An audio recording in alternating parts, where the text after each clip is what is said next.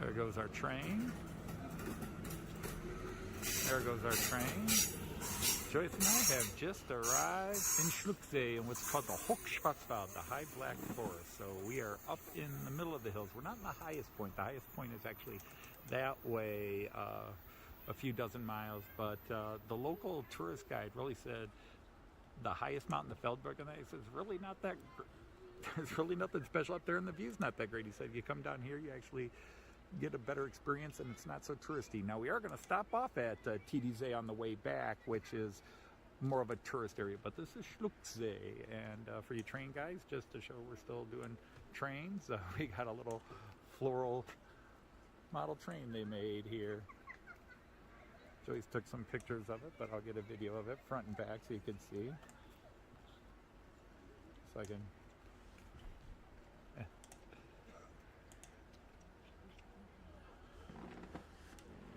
But there you go, all you train guys.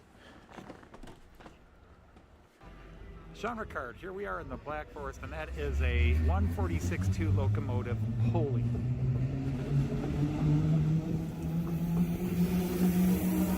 And another one pushing. Yep.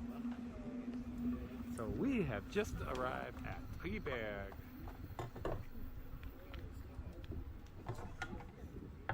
So now we just got to find our way to, which I assume is...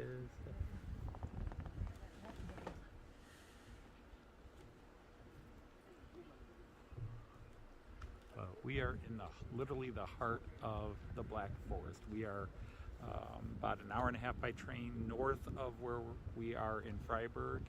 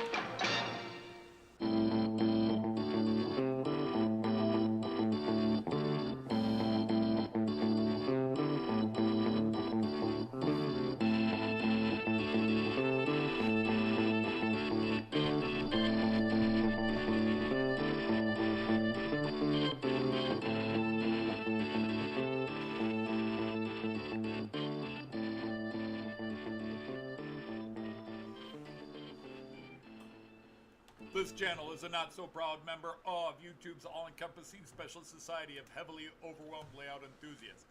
Check any railway show, check any railway club, check any layout, check your own house. You'll find one of us somewhere. Warning, the content of this stream is not suitable for children under the age of 16. The topic, language, themes, attitude, and personality of the presenter is not appropriate for anyone, much less children under the age of 16. Topics discussed will not center on trains and will focus on anything except politics. It just happens trains are running. Any similarity between characters, situations, trains, and intelligent thoughts is strictly a coincidence. Any rebroadcast or transmission of the stream without the express written consent of Major League Baseball is strictly prohibited. Viewer discretion is advised. Remember the 3 rules for model train layouts and pretty much anything. It's your layout, do what you want as you want. Do not tell someone else what to do unless they ask you directly what they should do. Do not call out, mock, criticize, or insult another channel on your channel or anyone else's channel. Thank you for your cooperation. And see it, you'll love it, and it's all done in the best possible way. Hey, fellow knights of the rhomboid table, how are you? I hope you are all well. It is Friday, it is 3 o'clock, which also means my friend Raven is going live. I didn't want to tell him he was conflicting with my live stream because that always sounds so like, how dare you? And So if people want to pop over to Raven's live stream and say hi to him.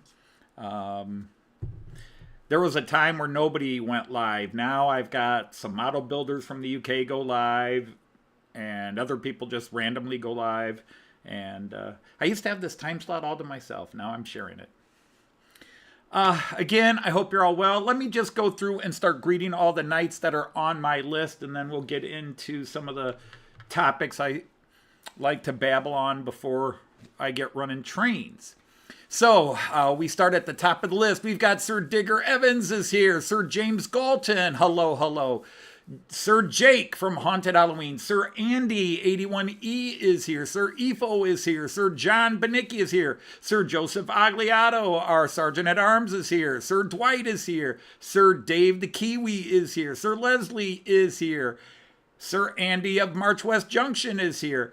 Sir Mark of Model Railway Fantasia, Sir Randall, Sir Raymond, Sir Rick of Rick's Trains is here, Sir Dan of Sodor Dan the Man, Sir Raymond Legs has just come in, Sir Mike of Trackside Mike, our train man, I don't know your first name already, I'm really bad about that, sorry. Sir Chris from Valleys 56, did anybody else pop in? Let me go back up the list. Sir Clive from Newland Railway is here.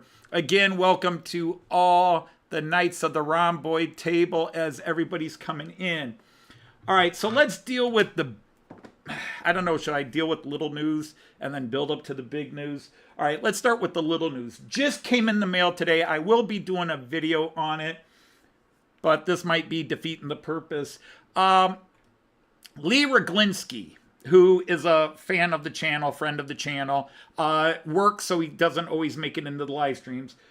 Lee is the one who sold me those beer wagons. If you remember, a couple of months back, I got a whole bunch of beer wagons, gorgeous ones. And then, of course, I got some from Mark from Dunnicle Dad. But he sent me these two wagon kits.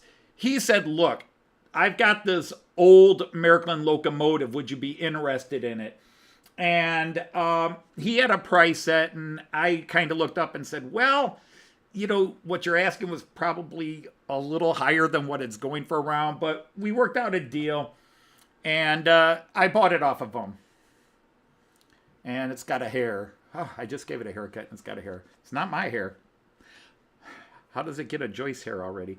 Anyhow, I think that's really sharp. I like that. It's not my era. I do want a 111. I want it in the full DB red. This is more an era 5, how it would have looked in the 70s and into the 80s, I would think. Let me see. Hey, Carl is here. Hi, Carl. How are you? Great to have you. I think that's the only new one. But just very sharp. This is from the 1980s, late 80s. Because it specifically says made in West Germany on it. Now, speaking of friends, I saw Jean Ricard was in earlier, but he's not on my list. I don't know if he fell out and has to log back in or what. But Jean, if you're back there, hi. Wait for Jean to... But I think that's just really sharp. I do like that livery on there. It's got a very basic decoder.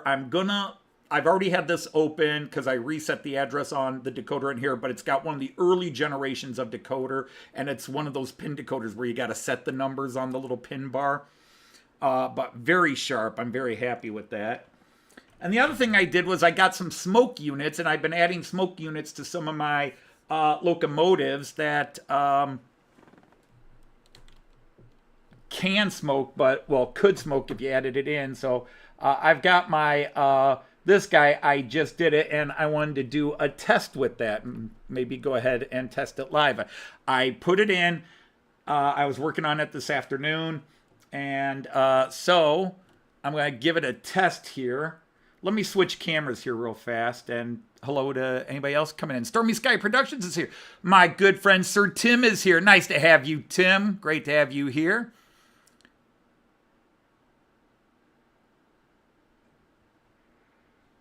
So let me go to the right camera here. I want to make sure I find the right cam. Where is it? Floor cam, mobile show. And it's not plugged in. Oops. Somebody did not plug this in. Why is this not working?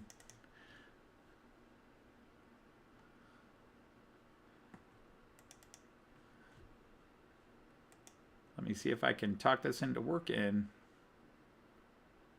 So bear with me for a second. Huh.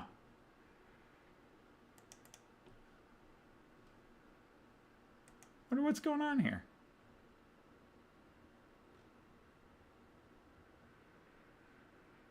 Oh well. I guess I'll have to try a different camera. Sorry about that. For whatever reason, this camera is the...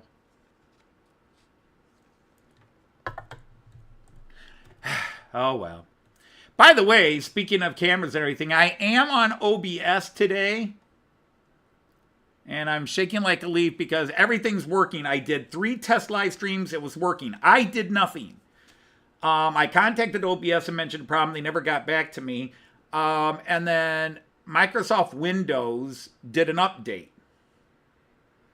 And since they've done that update, all my test streams have been working, and this is working again. So I don't know if OBS's update created an issue and something Windows, when Windows has been doing a lot of updates, Microsoft Edge has done updates, blah, blah, blah. Anyhow, let me see if I can do it this way. I apologize. I was really hoping I could give you an up close with this camera, but for some reason, he is not working today. I'm going to have to replug him in and see what's up with his little boogity self.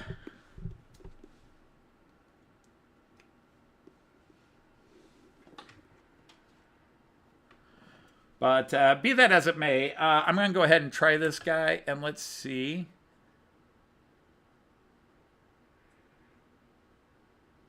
Oh, now you're not going to work for me over here either. There we go.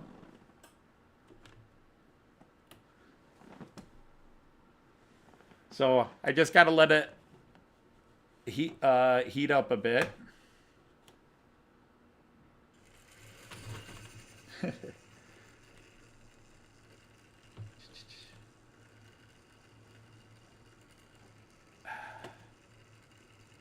Back the other way, back the other way.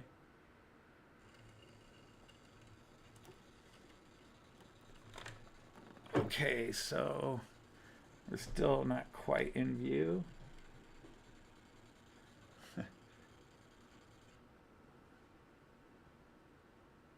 So if it starts smoking, we'll see. But yeah, we'll give that a try. All right, so anyhow, I'm babbling here. But guys, my nerves are just shot today. It's been a very stressful few days. And then trying to get this live stream and hoping OBS would keep working as it is so far, knock on wood. Grandpa Rails, how are you?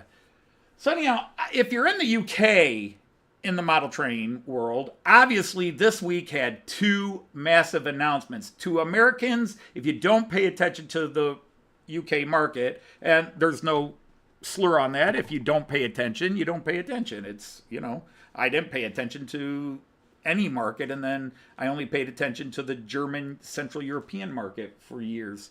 But be that as it may, the big store distributor Hattons, which started as just a shop. It was just a model train shop in Liverpool.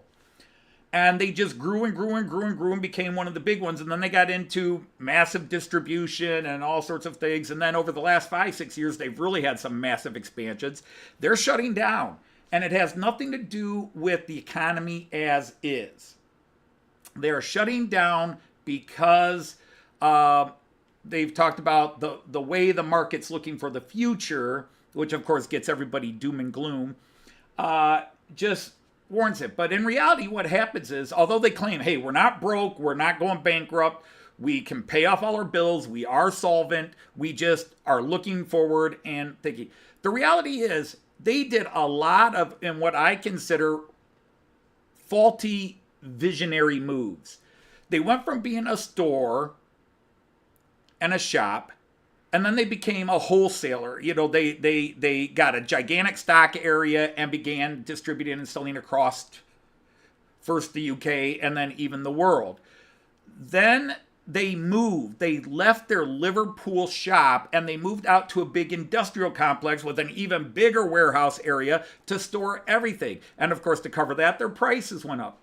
Then they made a deal where they started making their own. They got into production, and that got them into some hot water with Bachmann and Hornby, the two big dinosaurs, the two 800-pound gorillas in the British modeling world. And Bachmann cut them off, and Hornby dropped them to their lowest tier in their dealership things. That hurt their business. And of course, with other companies coming in, Rapido UK growing, Acura Scale, and so forth, they just weren't going to be competitive. That's my view as an outsider. People say, oh no, it was this and it's this. But no, that's what happened. The other big news is Warley, the biggest model train exhibition in the UK, says we're done doing it. And again, they made money, but there are people like Donegal Dad that are associate members. My friend Andrew Turnage and Peter Clark, they are full members. Andrew McDonald is a full member of Warley, I believe. They could give you more information or more specifics. You can go to Warley and see. But really, they just said to me, it seemed like it was just about, there's a few guys that really run it, and they just can't, everybody's overworked. They don't have enough volunteers. I'm sure there's stuff about insurance and the cost of running the NEC and so forth, but it was the business side of it. It wasn't the economic money making where we go broke doing this. Maybe somebody can give better information. I'm not on the inside. I'm just what I'm hearing and seeing, and it's only 24-hour-old news, 36-hour news. So that's a huge deal because it was the biggest, and I think even in their newsletter they talked about it was very successful. It's just, it is a volunteer thing. They use their club money to pay for the NEC, and then the club members, including associate members, people from around the UK, volunteer to come and work it, and fewer people, I guess, have been coming into work, and it's a lot of work for the people that are doing it. So from an organizational standpoint, they said they're done, at least for the foreseeable future, leaving room to say, well, if something comes up or we suddenly get an influx here, maybe we'll bring it back. So I'm hoping now that Getz doesn't turn around and cancel on me. That would suck after missing it this year. And then they say, well, you know what, if Warley's canceling, we're canceling. That would be scary. Hey, Dirk from Ohio Steam and Steel is here. Hello. So it's a big deal. Now, this has got a lot of people talking about the state of the hobby, the state of the hobby, the state of the hobby. And you're hearing doom and gloomers. The hobby is dying. The hobby is dying. Well, if models sales are any indication, the hobby's growing. There are more trains being sold, more models being sold now than 10 years ago. And that wasn't true 10 years ago. 10 years ago, before I even got into the hobby, sales had been declining. But for almost about the time I've been back in, but especially since COVID, sales have skyrocketed. But even in the post-COVID era, there's been a leveling off, but it's still going up. People are still buying. The biggest issue is, you know, we talk about mom and pop shops going out of business. Well, this is true in so many cases. I mean, even in big chain stores like Best Buy, has anybody here? Now, America, Best Buy is a big electronics, appliance and electronics box store. They just sell. 20 years ago, you could go in, or 10 years ago, 5 years ago, you could go into Best Buy and they'd have 10 DVD players, Blu-ray players, whatever, or 15 of them from different brands, blah, blah, blah. They'd have them all over the place. Now they've got like 3 models out, and the rest are like, well, we can order it for you online. Well, so can I. So yes, online shopping is hurting the mom and pop shops.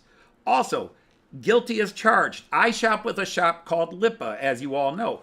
Lipa gets Märklin stuff as a wholesaler. They get large chunks of it, and they sell it at a massive discount, much cheaper than what the model stores do.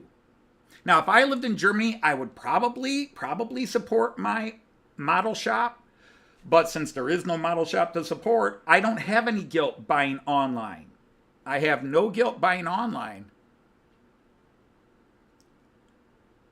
Okay, Lionel has stopped at Zogage Rage. Hey, 156 Andrew. We got several other Andrews here. Hi there. Andy T is here. So the lockdown boom may be leveling off, but sales are not dying.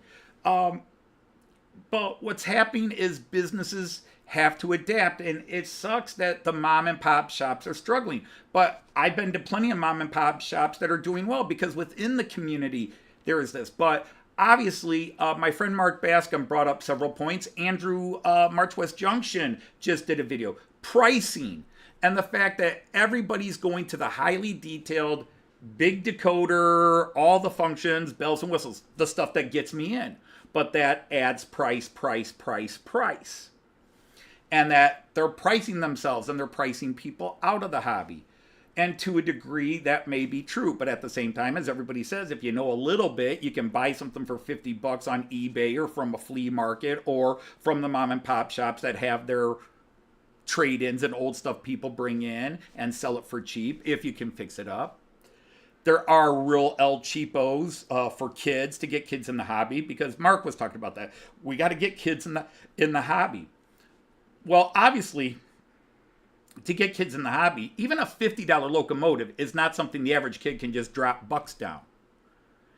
And I speak as a teacher who taught in an inner city American school, an urban school, where I had model trains and other toys in my classroom. My students loved to pick things up and go with it. They loved it. They thought it was great. Did they want to take one home? Well, they liked playing with it. But, well, we got no space for it. Where am I going to play with it? Where am I going to do it? Plus, I can play video games anyhow, where I don't need space. For all the train sim players out there. Hey, hi, how are you?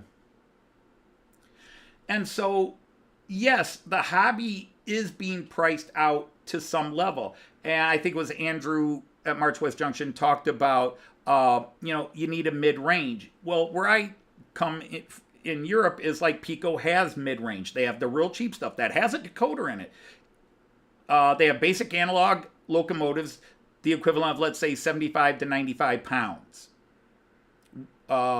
Basic analog. With a decoder, 85 to 150 pounds for a decent model with a decoder. Without a decoder, 75 to 100 pounds. With a decoder, you can start finding them around 90, 95 pounds and up. I'm trying to adjust the euro to the pound. And then their high-end stuff is 250 to 450 euros. Steam locomotives are always the most expensive. So steamers, because there's more detail and so forth with them. Now, Märklin has cheap stuff as well, but an El Cheapo Märklin analog, if you can find it, will be about 100 to 120 pounds. A basic Märklin, new, with a basic decoder in it, well, you're probably going to find it in a starter set, but you might get some separate. That's going to be anywhere from 150 to 225 pounds. And then brand new locomotives with their better decoders with more functions, their MFX Plus, you're going to start at about 250 euros and go up to 600, 700 euros for HO. By the way, everything I'm quoting in price is HO. The super durable rubber band drive locomotive. There you go. Märklin has battery operated indestructible plastic trains for little kids. Kyan plays with. I have two sets that I had in my classroom for a while. The My World. Märklin has My World, which is the stuff for kids under 5. And then they have the Startup, which is starting at 6 years old. Originally they used to start up at 8, but now they've dropped it down to 6. And that's full digital C-Track, but it's much less expensive stuff. And they have stuff aimed at kids. Märklin sells a DC Comics superhero train that they keep updating, releasing new cars and wagons and ore coaches and box cars and that for. Because Märklin, and Roco has a less expensive end, but Roco, as far as I see, does not specifically distinguish. You just go by price. You look at the price. Oh, here's a Roco for $195 with a decoder. Oh, here's a Roco for $375, and they're both diesels. So obviously the one is really kitted out, has a higher end decoder, and then the other one has the cheaper, less what have you.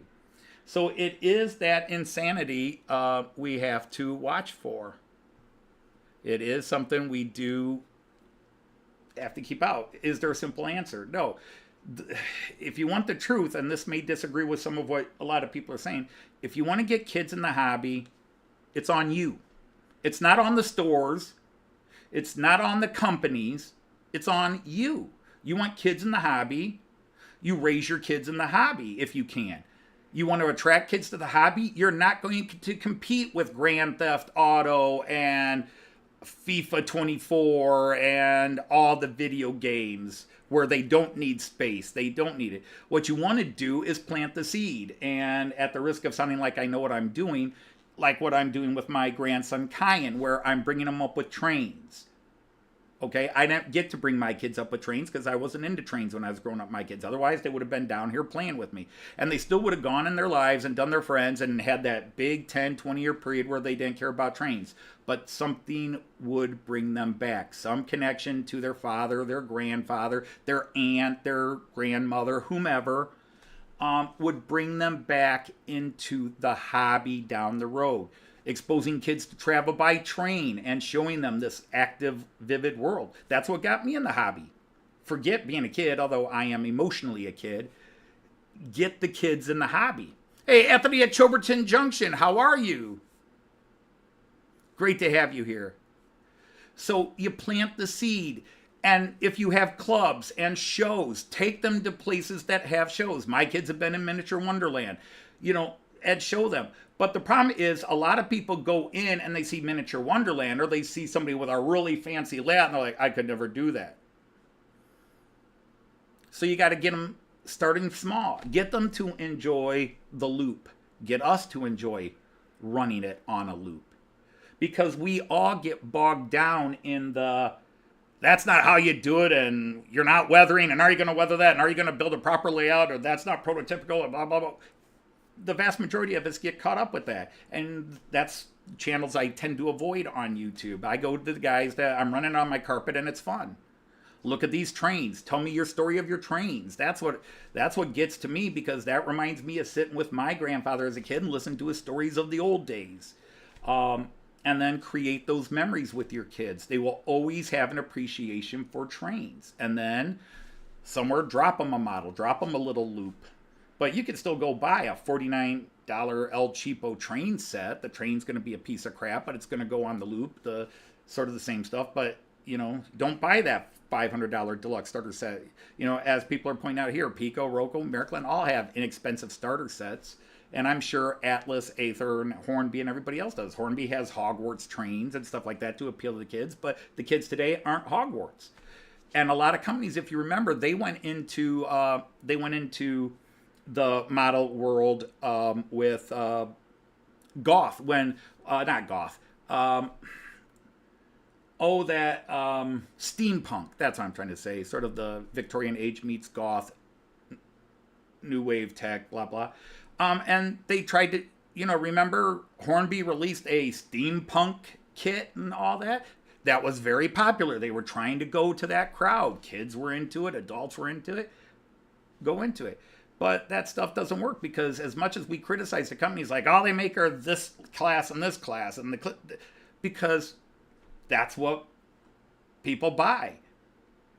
Heck, I've been waiting for Märklin to make a newer, better version of their ICE1. They just bring out, they haven't even released an ICE1 in forever, and their ICE2 is the same molding for the last 20 years that they release as a starter set. I want to see a new one detailed the way the ICE3s and ICE4s are, with proper interior and lighting and all that stuff. And Roco just released a brand new high-end ICE1, but they didn't make it in AC. I was very disappointed, because I would have bought it. I would have bought that if they'd made an AC version of it, but they only did it in DC, maybe in 2-rail. They didn't make it for the Märklin system. All right, anyhow, we'll talk more about that, or I'll babble more about that, but I've been going on for half an hour, and it's time to run some trains. Let's see what I'm running today. My theme was color, just very colorful today. And So I've just got trains that are basically monotone, all one color, but each one's a different color. So right in front of you, I am running an IC1 with the white locomotive and the white cars. And then I haven't run this guy in a while, so I've got my Czech IC all in blue. Behind this in gray, I'm running that railjet, that Taurus railjet, but I stuck it, what the heck, Tauruses can pull. So I'm running the Austrian IC, so you could say it's an IC street, but I just like the gray locomotive with the gray stripes in the cars. I thought that was kind of a cool combo. And then in yellow, I'm running the Metronom.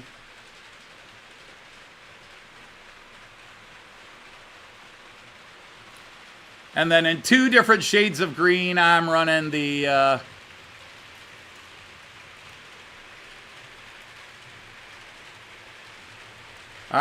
Alex. So let's see if we can get that guy going. And then way in the back, all in red, I'm running a Class 442 Talent 2 DMU.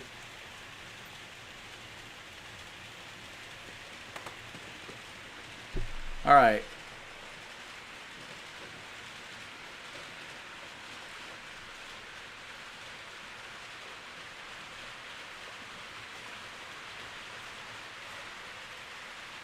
Well, Rick, you'll have to change that. Invite me up one of these days.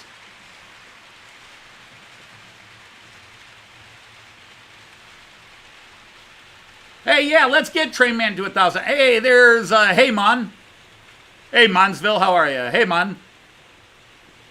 Cool video today.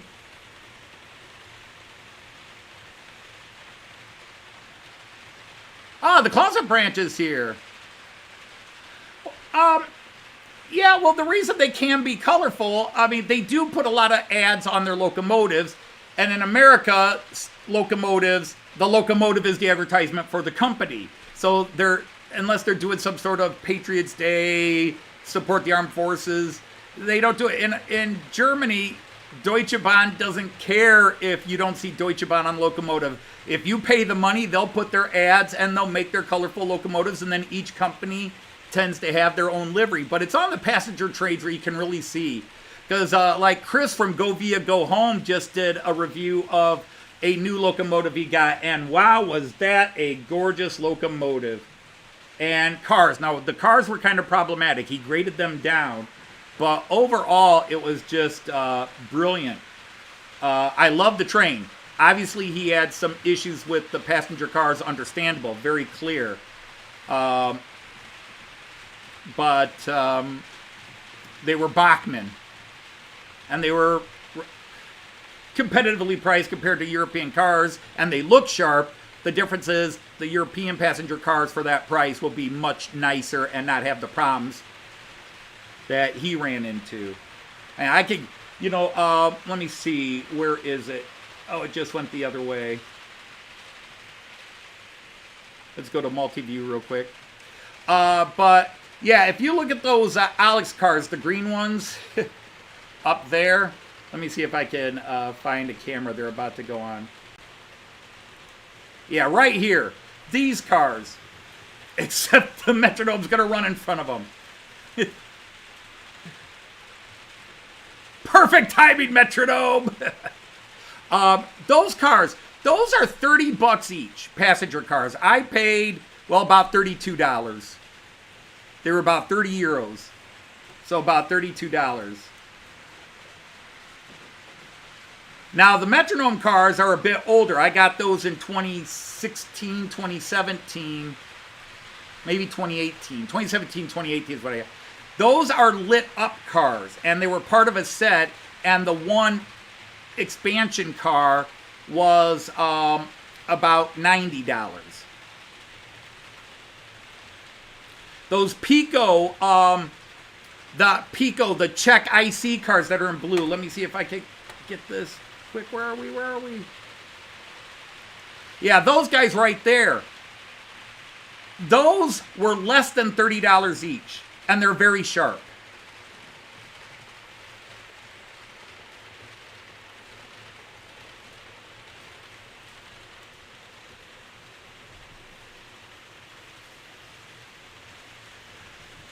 Yeah, we tend to do the same thing, Raymond Legs. That's what we tend to call them. But yeah, those cars there, except for the restaurant car, were less than $30 each. I paid 25 euros each, so that's about $26.50 for each of those cars, except the restaurant car was $35. Now, those Roco, that was Roco passing in front of you, those EC cars there, those were about $50 each. And they don't light up. The Märklin has a couple that light up. The one that lights up was $65, and the other two were about $50, even though they don't light up.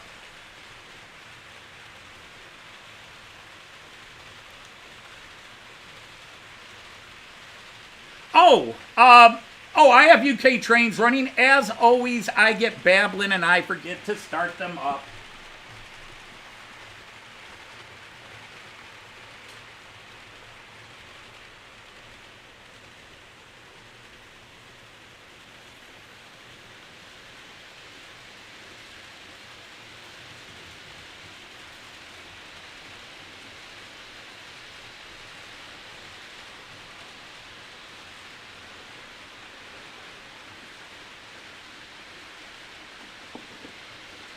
Okay, I have to watch, I gotta try to watch, and I won't, but I gotta try to watch that Mallard pulling those 5 Teak cars, because the last time I had it pulling the 5 Teak,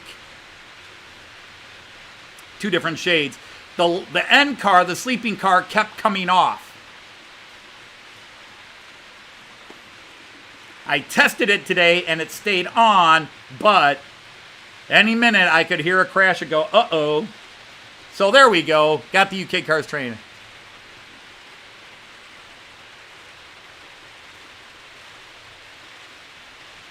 Hey, did I see Dave from Scott Rails is here? Mick is Train Man 1. All right, Mick. I will try to remember that.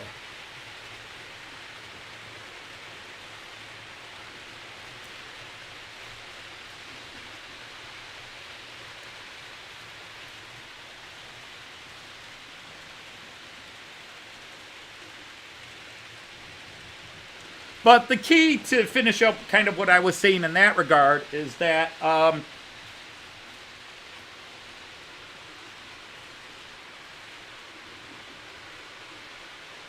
think I need to get him running a bit. And maybe he'll start popping.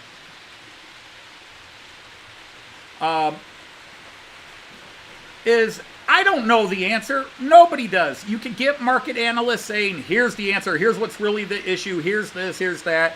It's like YouTube. People, you got to, if you want to grow your channel, you got to do this. And yet, none of it, you can follow all of YouTube's algorithms. You can follow all of YouTube's suggestions on how to grow your channel. This will help, this will help, this will help. But you can't account for just blind, dumb luck.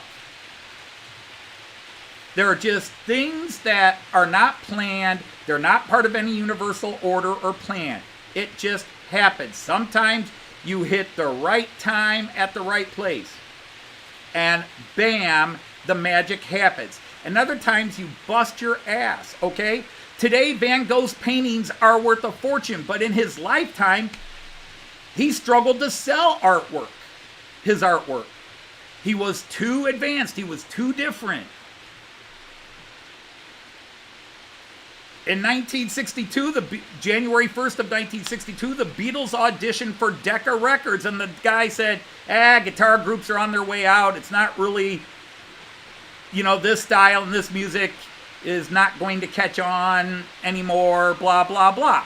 And boom, the Beatles became the greatest rock and roll band, musical group in history, whether you like them or not. The sales, the influence, the numbers all say they were the greatest. They're not overrated. There's a reason they are the big meteor. And yes, we could say, well, if Elvis Presley hadn't been there, the Beatles, well, that's just it. It was all there. So with model train hobbies, how do you save the hobby? Well, sales and the industry says the hobby's not hurting. certain companies may be hurting. Hornby is struggling financially, in my opinion. I think it's some of their European stuff that keeps them afloat.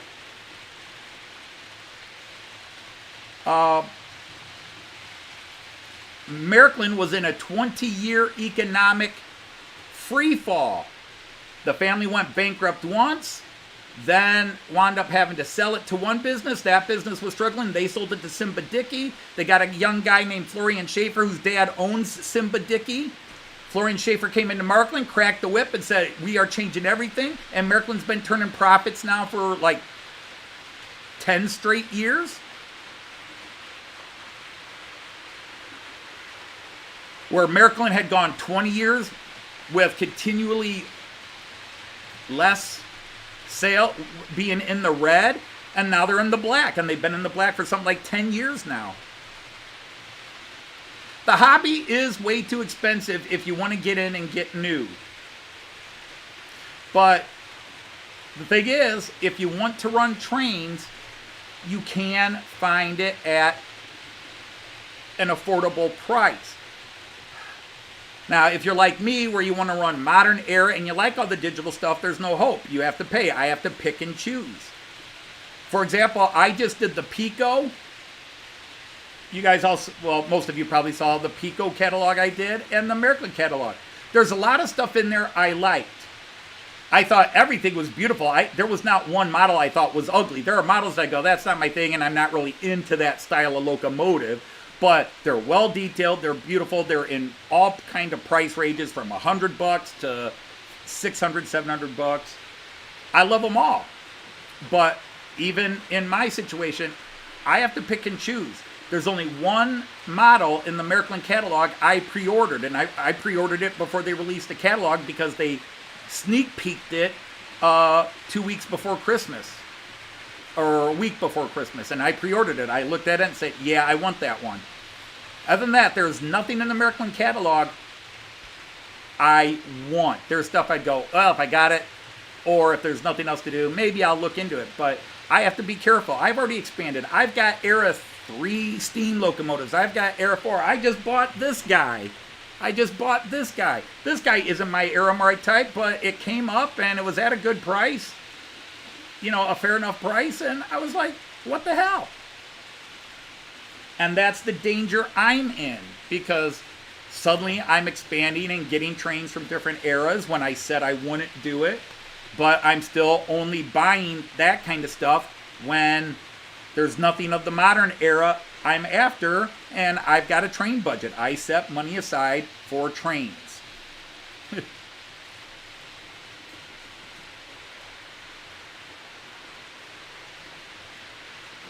So you got to do, and I'm sorry, I've got to start reading something. Hey, Tom Couples is here, and my buddy Christopher is here.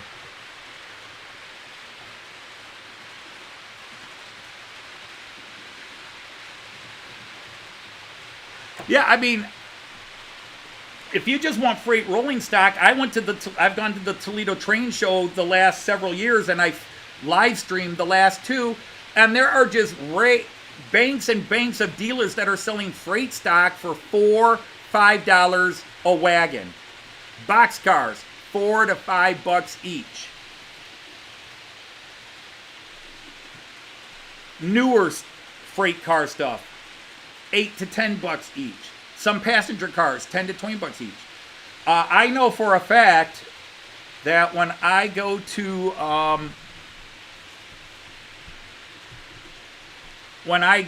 the Toledo Train Show this year, there is a set of cars, Baltimore and Ohio, and another set that's New York Central. But if they have they've been there the last 2 years, they haven't sold it yet. But it's HO, Baltimore and Ohio.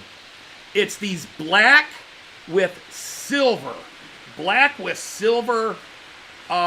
passenger cars, and they had the whole set for like $110.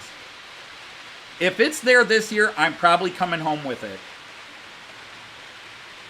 And that'll force me to get an American 3-rail locomotive to pull that on my layout. And I'll probably see if MTH had something that worked with it.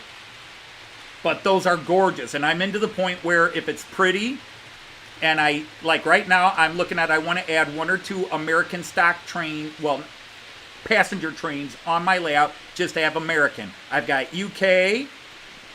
I've got, obviously, Central European. And Märklin makes American stuff. In fact, Märklin is releasing another American loco this year. It's all variations of that ES44.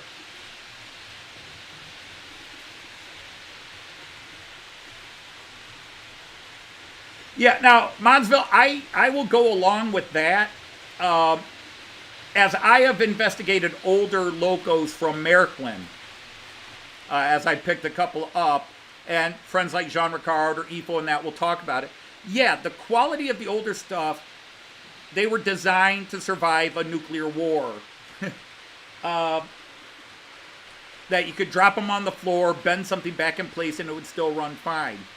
And yeah, the new stuff, you drop it on the floor, you're buying a new one. And they are easier to maintain because they're simpler. You know, when I popped open my P8 and even that rail pool where I had to put in the new decoder, that was so much easier than if I wanted to take one of my older locos and make it full digital. That would be a mess. But Dave does that every Monday on his live streams. Or not his live streams, his, Mail Call Monday, what is Tuesday? I forget what his Tuesday is. Kevin! Long time no see, bro. How are you?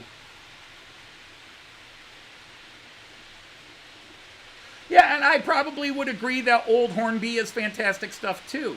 The difference is I'm biased. My European stuff, the new stuff is still very good quality, but to go with Monsville's attitude, they're not as easy to maintain. They are delicate, they are touchy, they need TLC, they need a lot of love and affection. Why is that camera messed up? Oh, because I don't want to make it sound like I'm blaming my grandson, but Cayenne and I were over there messing about. So bear with me just a minute, friends. I'm going to step away and go fix a camera, and I'm going to put the camera up here so I can adjust it.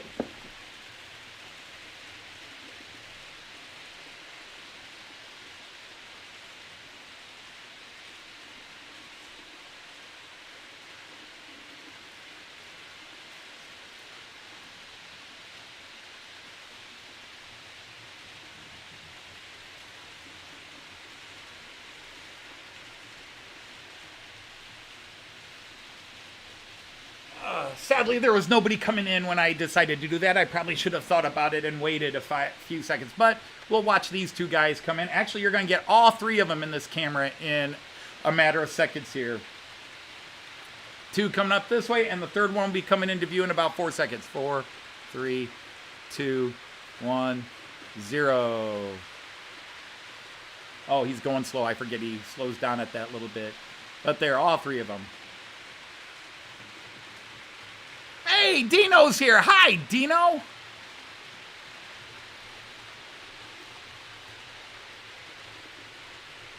Now, see, Andy81E, I'm the opposite. I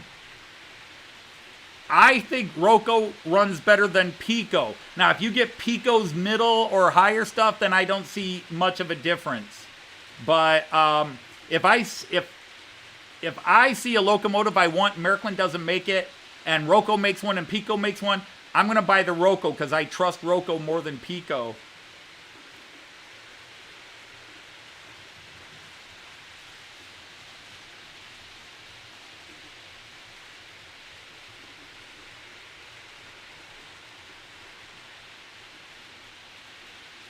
I've had, whoops, well, nobody's there now.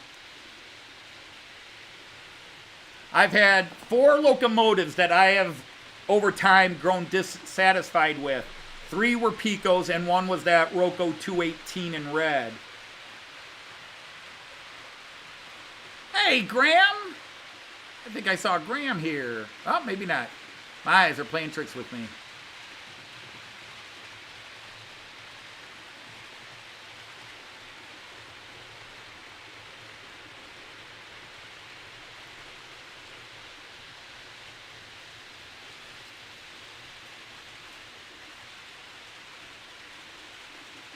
But, you know, a couple of people have mentioned in the chat here. Oh, there he is. He is there. Leamington Station. Okay, I was right. Okay. Thought I was imagining things. So, anyhow, another issue is capitalism. You know, we all want free market economies, blah, blah, blah, laissez-faire, let businesses do business, you know, the corporate heads. But part of modern capitalism is corporate capitalism, where it's about getting money for the shareholders. It's not only making profit, it's profit margin. And profit is where you've already paid off your research and development. It's just the money you have left over. It's not the money, because that's no longer considered part of profit. That is, you know, you've paid all your bills. You've paid your research and development. You've paid your workers. You've paid your suppliers. You've paid all this. And then you have profit. Well, now they want profit margin, because they're all these publicly traded business. They have investors, and they want the investors to keep buying their stock. Well, to buy their stock, you've got to have a high rate of yield and return, and everybody does things short term. You know, nobody's in it for the 30-year plan. Everybody wants to hit the lottery and win it big on the stock market now. Look how clever I am. Look how rich I am. I threw all this money into this, and I made a big deal. And so if a company is not making a big enough profit margin, investors will decide to sell their stock, which lowers the value of the company, and buy stock in something else. So Hornby and every company that is publicly traded, which is most of them, they've got to make money. And not just make money, they do make money. Don't let them kid you when they say they're not making money. They make money. But do they make enough money to keep their stockholders happy? Mr. Billionaire with his $1 billion net worth, he wants to make $1,000 profit per share. Well, if he's only making $500, he's pissed. He's still making $500 profit on his share, but that's not enough for Mr. Billionaire. He needs to make more. Corporate greed. And how do they do that? Well, they might close a factory in this country, move it to this country where they can pay people less money, or not have to pay benefits, or not have to pay pollution controls. The company will let them slide on it. You bribe a couple of guys to write places, and you don't have to put that little filter system in your thing. You don't have to make sure your workers have clean water and breathable living conditions. And there are plenty of countries that will sell out their people to get that money. You use cheaper materials, cheaper plastic.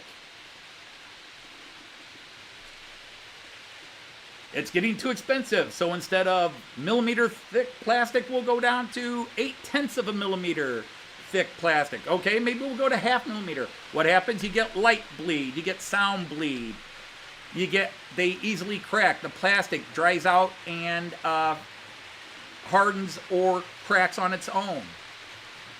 There's a million things there, and you say, God, you sound like a commie. It's not a commie, it's the price you pay for capitalism.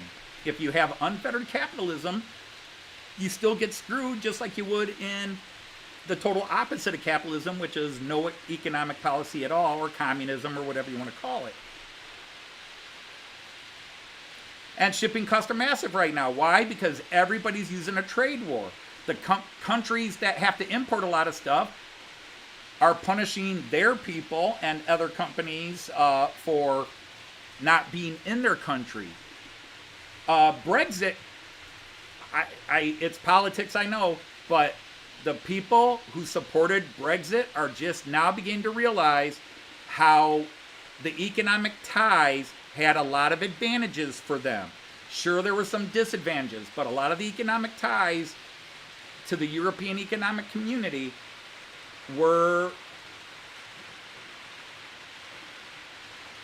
kept some of those prices and those import costs low. And now, those idiots that talked you into leaving the EEC are also now, well, we're going to have to tax this and add this import tax and add this tax and add this tax and add this to make up for the money we lost. or we have to cut this, cut this, cut this, cut this, cut this to make up for the money we're losing.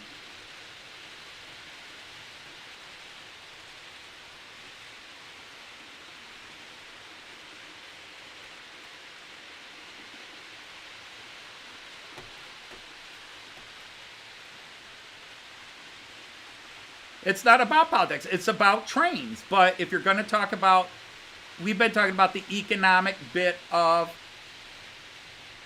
the model train hobby. That was one of the themes we talked about today, especially with the UK, with the closure of one of their biggest model train companies and distributors, Hatton's. The Warley show shutting down, and people talking about how expensive the hobby is.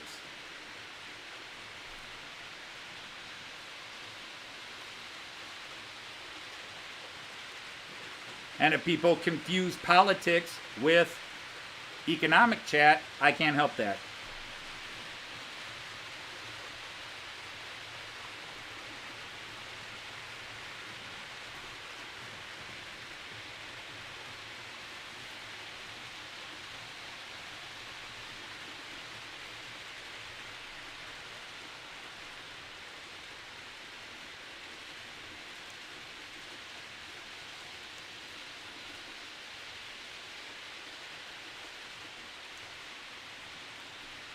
But welcome in, Rugged Rails. But the thing is, people will talk, and I ban political talk in here. I'm not talking political parties. I'm not talking elections. But economics do tie into certain political policies, but we're trying to steer away from politics.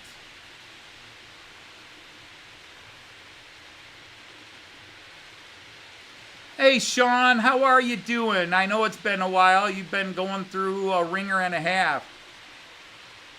Is there snow? Yes, we started getting snow about an hour before I went live.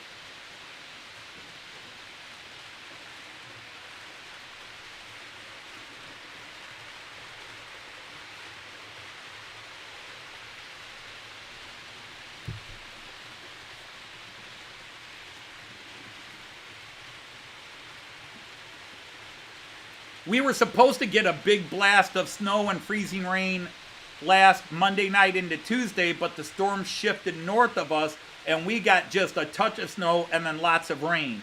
Today we start with snow, and then it's supposed to warm up through the afternoon here and turn to heavy rain. I think my wife Joyce was talking my daughter into picking her up because she thought she was going to have to walk home in rain. But last I checked, which was an hour ago, it was heavy rain, or it was big heavy snowflakes.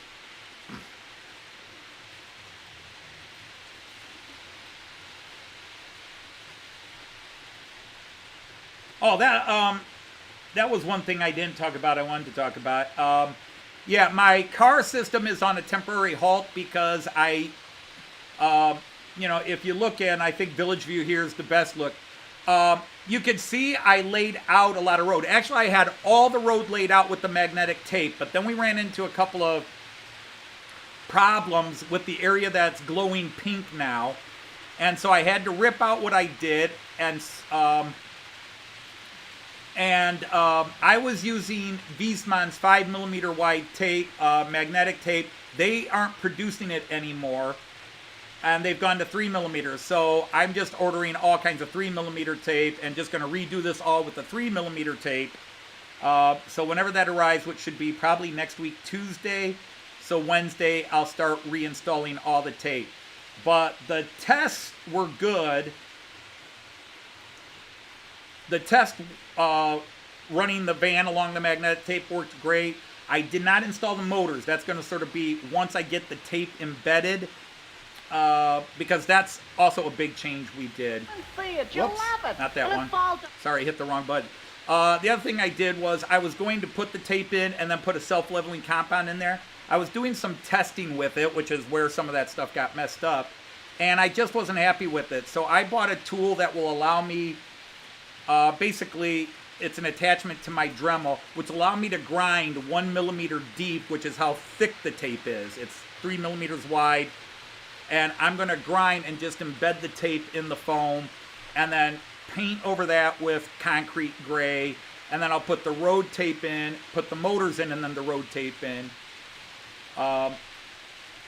But the key is, will I be able to get the motors to work again? If not, I'll still have a car system. It just won't have the fancy bus stops in. I'll just go with cars in motion.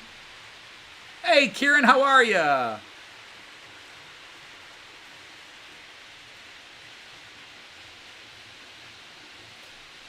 That's, it helped drive the price up, but there are other things that drove the price up. Yes, the demand for detail, the demand for DCC, because that's what's drawing a lot of people in, but that's only a part of it. It's too simplistic to say that's what caused it. There's so much along the supply and demand chain, as well as profit margin, which is a bigger thing to do with it. And even the going to DCC is part of that. That's what sells. Let's put it all in. And plus, companies spend a lot of money trying things that fail, and they lose money in that regard. I mean, how is Hornby's TT doing? Does anybody know? They were high on it last year when they introduced it, or 2 years ago when they introduced it. They've still released some things in it, but it's been kind of quiet. They did that Bluetooth. They were doing the Bluetooth to get past the expensive control systems and have Bluetooth control decoders, which were rather expensive, but had it caught on, the prices would have come down. I mean, just compare that. For those of us who have big screen, flat screen TVs. 20 years ago, a 70-inch TV was $10,000, $12,000. Now you could go to Walmart and get one for $800.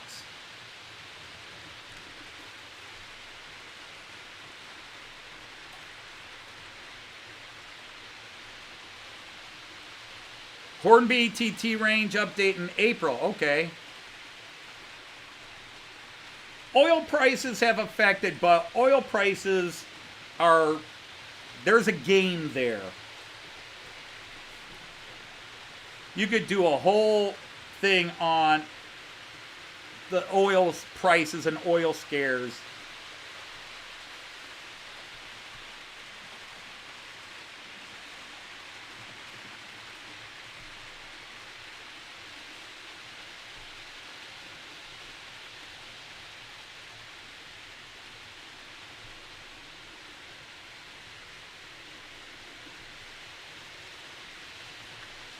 But yeah, it's a tough topic. I mean, the thing is, I actually wanted to be more positive and say, you know, so many people have got that the hobby's dying, but sales of model train stuff over the last 10 years, not just the COVID bump, but they've been going up for years anyhow. So the hobby's not dying, but it is transforming. And when anything transforms, some people feel left out or pushed out, and other people feel welcomed in. But again, it's just an opinion, policy, but it's one of those things. There's so many factors, and then there are the unseen factors.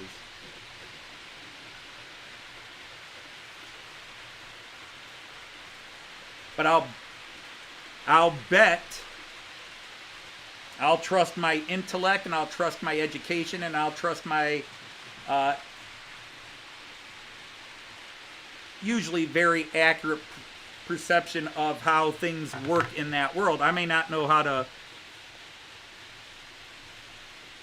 connect my system to JMRI, but I know how other types of systems work. And I'll trust myself on that.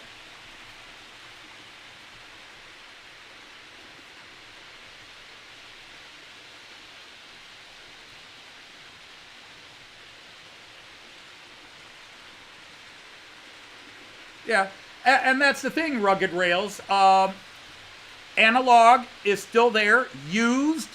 Nothing wrong with going used analog and going to a show and picking up a bunch of stuff. And you know, if you're a dad or a mom and you've got a kid or a niece or a nephew and you want them in the train hobby and you want to have some fun, I'm fighting through some of this with my grandson with the idea of letting him help me work on the things I know how to work on. Show him what I'm doing and trying to make him think it's fun. The problem is Kyan, those of you who know my grandson Kyan, Kyan sees me do something and then thinks, oh, that's what you do. So one day he was down here and we were oiling a couple of new locomotives I had picked up a while back. I was oiling them to run them in. And then I had a couple of old cars and I said, well, these could use some new oil on the axles and stuff as well. Now everything needs oil. Kyan keeps bringing me, he brings me his cars. And he's like, Opa, needs oil. Wheels need oil. Opa, wheels need oil. Need oil. And if I'm not looking, he'll grab my Märklin oil. I've got to start putting things, uh-oh. And it crashed. What happened? We just crashed. It was going well.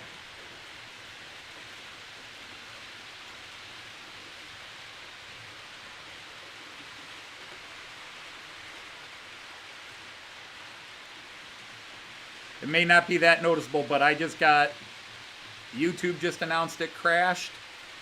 And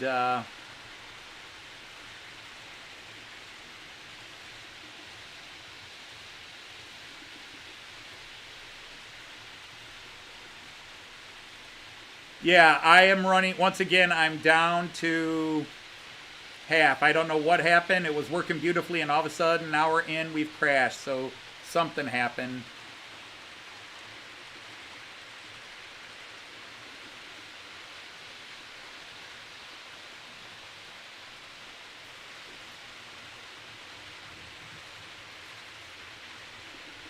Okay, use a keyframe frequency of 4 seconds or less.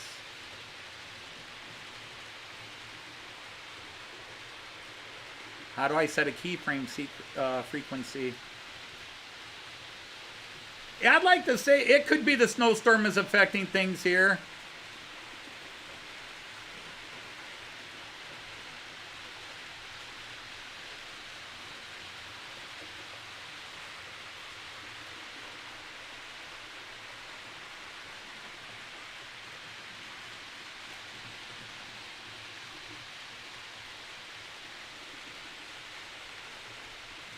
Yeah, but I'm still dropping a lot of frames.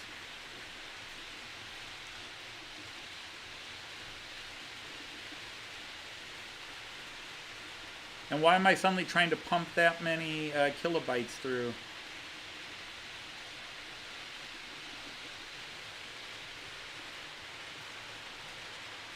All right, take care, Leslie.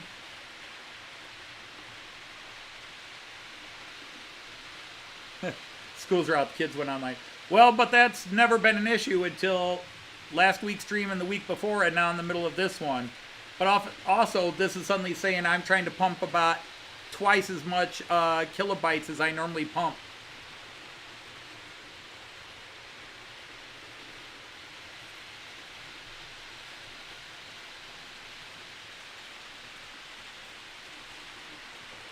Yeah, well, I broadcasted 1080p. Now it says everything's good again. We'll see if it stays. So it might have been something storm related, or the cable company had a problem as well.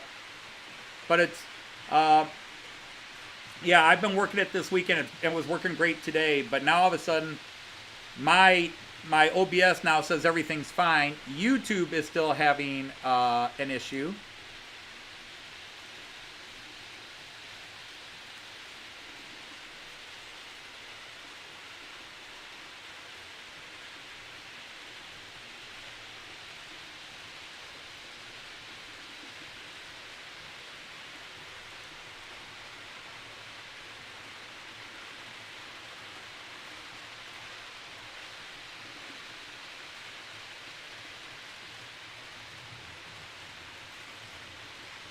Huh. Well, anyhow, you guys let me know. Wow, did we already get up to 40? Cool.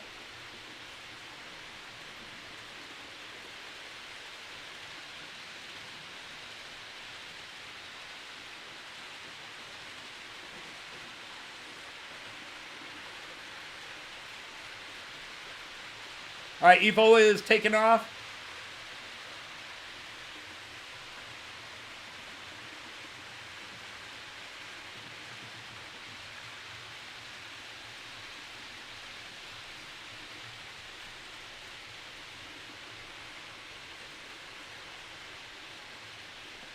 All right, well, things are looking good on Joyce's computer, which is not connected to the main system. Actually, that's my computer too now. Joyce, it's a hand-me-down from Joyce.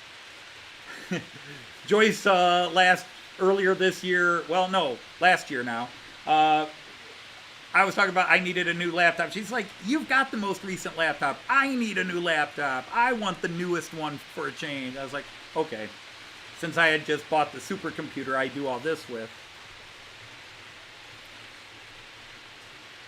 All right, good night, Efo. Thanks for hanging in.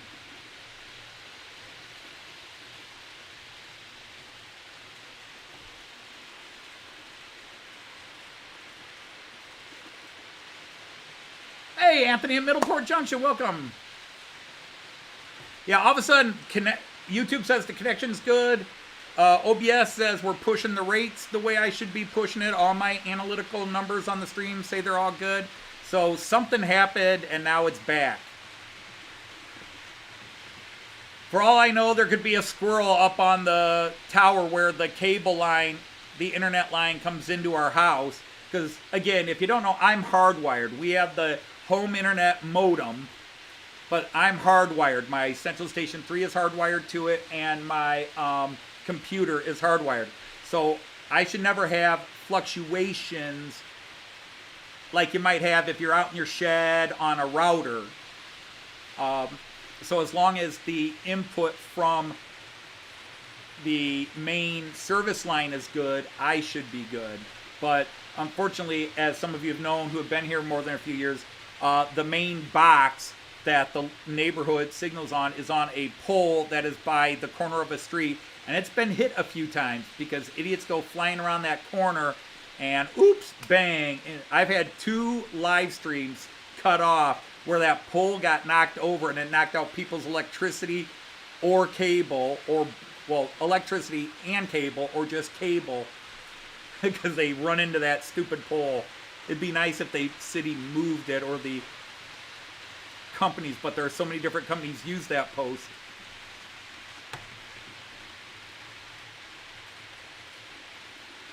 Wow. Yep, yeah, because now I just dropped it again. Urgh. Hey, Artie.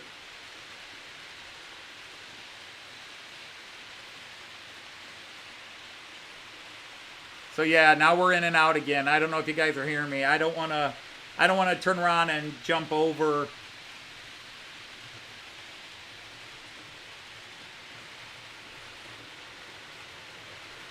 Yeah, because I see it happen on OBS, and then suddenly YouTube will say, problem, warning, warning.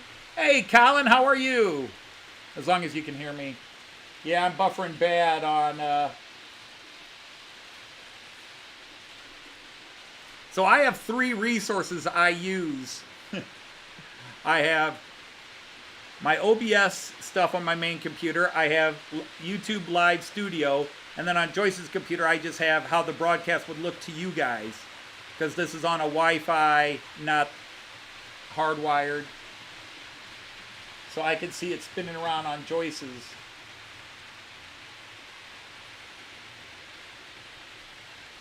Funny how the commercials manage to come right in, though.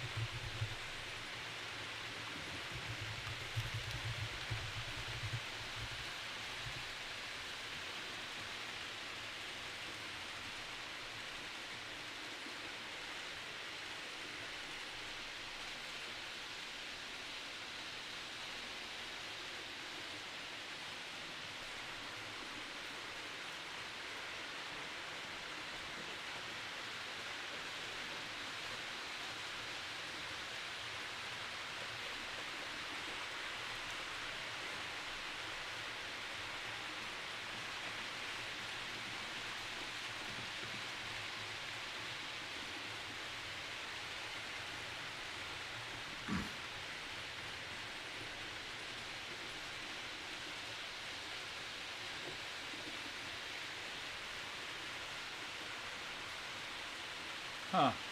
That didn't go through.